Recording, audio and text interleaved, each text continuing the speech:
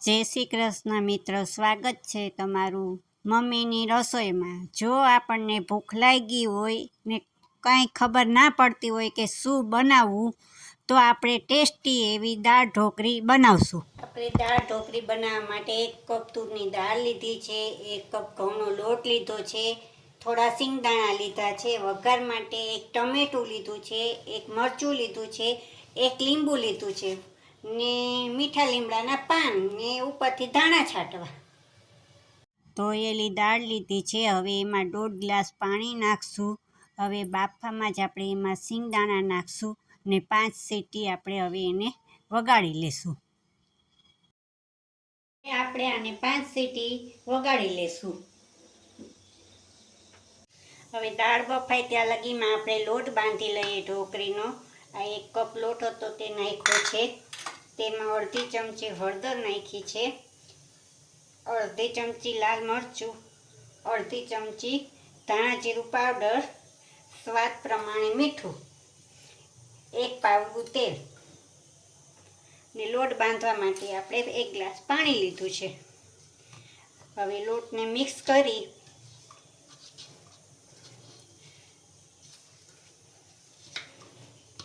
લોટ mix થયો છે। હવે તેમાં આપણે પાણી જોઈએ એમ ઉમેરતા જઈશું ને આપણે લોટ બાંધતા જઈશું। આનો લોટ બહુ ના કઠણ હોય કે ના ઢીલો હોય, આપણે જેમ રોટલી કરીએ એવો જ લોટ હોય છે। તો આ થેપલાનો લોટ જ કહેવાય છે। આપણે જોઈએ એમ પાણી નાખતા જઈશું। આના આપણે 3 થી 4 થેપલા સરસના આરામથી થઈ જશે, એટલે આપણે 4-5 માણસ તો જમી લે આટલા લોટમાં।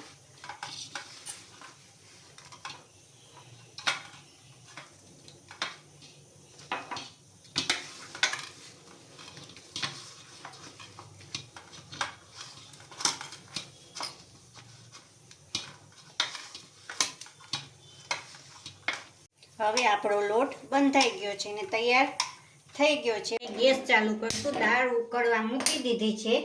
દાળમાં આપણે હવે બધા મસાલા કરશું। આ હળદર પાવડર નાખ્યો છે, હવે ધાણા જીરું નાખશું, મરચાંનો ભૂકો નાખશું, ટમેટું 1 સુધારેલું છે એ નાખશું, મરચું 1 નાખશું, અડધો લીંબુનો રસ નાખશું, અડધો ફાડિયા લીંબુનો રસ આપણે નીચોશું। હવે એમાં લીમડો નાખશું। હવે એમાં સ્વાદ પ્રમાણે આપણે મીઠું નાખશું, 1 ચમચી આપણે ખાંડ નાખશું। હવે ઉકળે ત્યાં લગી આપણે એને થેપલા વણી ને પીસ કરી નાખીએ। હવે આપણે લુવો લઈ લીધો છે, એને આપણે હવે પાટલા જેવું વણી લેશું। જેટલું મોટું થાય એટલું આપણે વણી લેવાનું એને।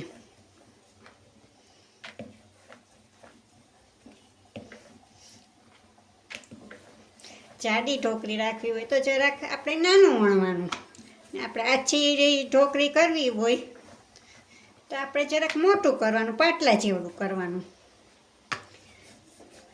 આપણું બની ગયું છે થેપલું ઢોકળીનું। હવે એને ઝીણા ઝીણા કાપા પાડી લેશું, મીડિયમ સાઈઝના, બહુ નાના નહીં ને બહુ મોટા નહીં।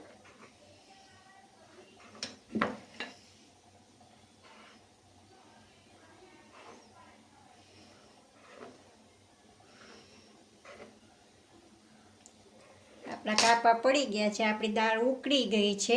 તેમાં 1-1 કરી આપણે છૂટું ને આપણે બધા એમાં નાખી દેશું। બહુ નાનાય નથી ને બહુ મોટાય નથી।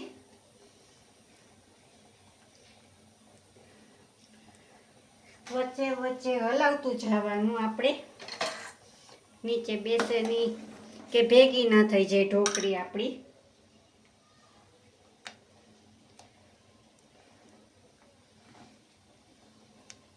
આપણે બીજા ગેસે 1 તપેલી લેશું, એમાં 2 પાવડા તેલ નાખશું. તેલ ગરમ થાય એટલે એમાં તજ, લવિંગ ને બાદિયા નાખશું.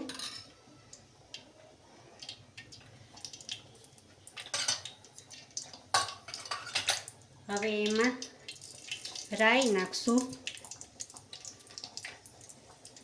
આપણે તેમાં હવે જીરું નાખશું.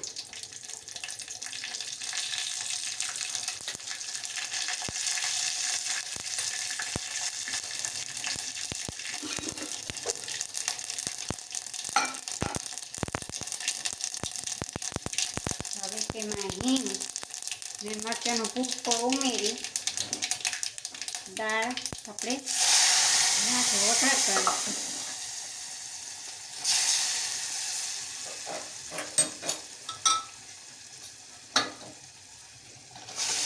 વઘાર થઈ ગયો છે દાળ ઢોકળીનો.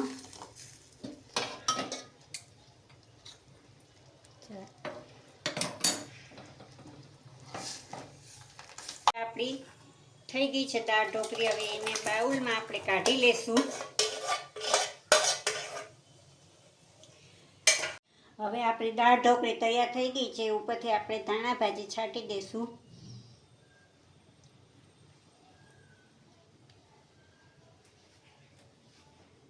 તૈયાર છે હવે આપણી દાળ ઢોકળી.